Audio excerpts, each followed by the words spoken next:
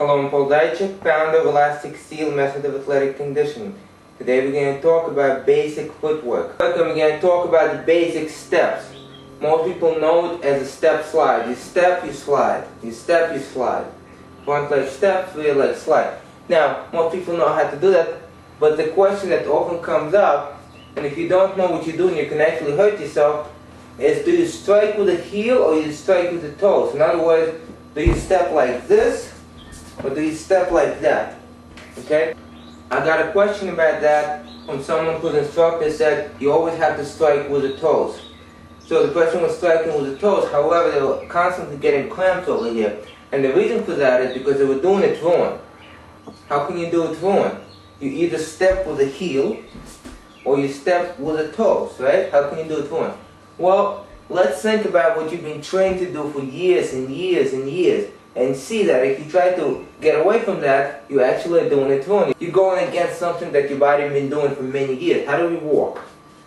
We walk with a heel strike, right? We walk forward, and as we walk, every time we step, there's a heel strike, then you roll on the toes, another heel strike. We do not walk like this. It's not possible. Okay? What does that transfer in fighting? How does that transfer into fighting? Well, if you're going to step with this leg aligned directly forward, you have to strike with the heel. Okay? And that's how you step. Some styles do that. That's how they step. They strike with the heel. That's how you're going to do it.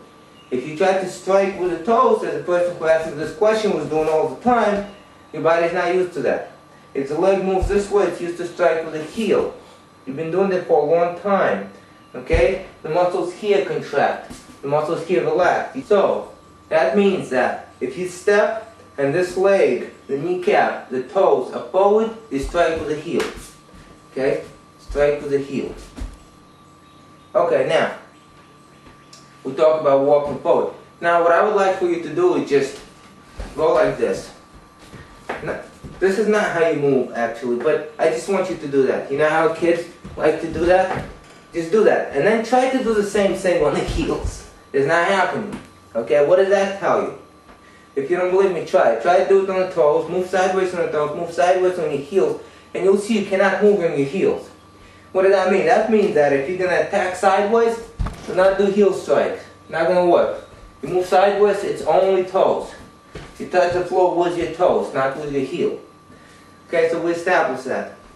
You move forward, is the heel. You move completely sideways, is the toes. Now what happens if you do what most martial arts styles do, where the body is turned about 45 degrees, not completely forward, not completely to the side, about 45 degrees, okay? Well, from here you actually have an option. You can turn this leg out when you step, and step with the heel. Or, you don't turn that leg out, and you step with the toes. Now this is the biomechanics of what the front foot is doing when you do the step slide. Now, I was also asked my personal opinion. I'll give you my personal opinion. Okay? When you step and you want to get there, you want to be as stable as possible so you can do something. If you get there and you're not stable, you cannot do anything once you got there.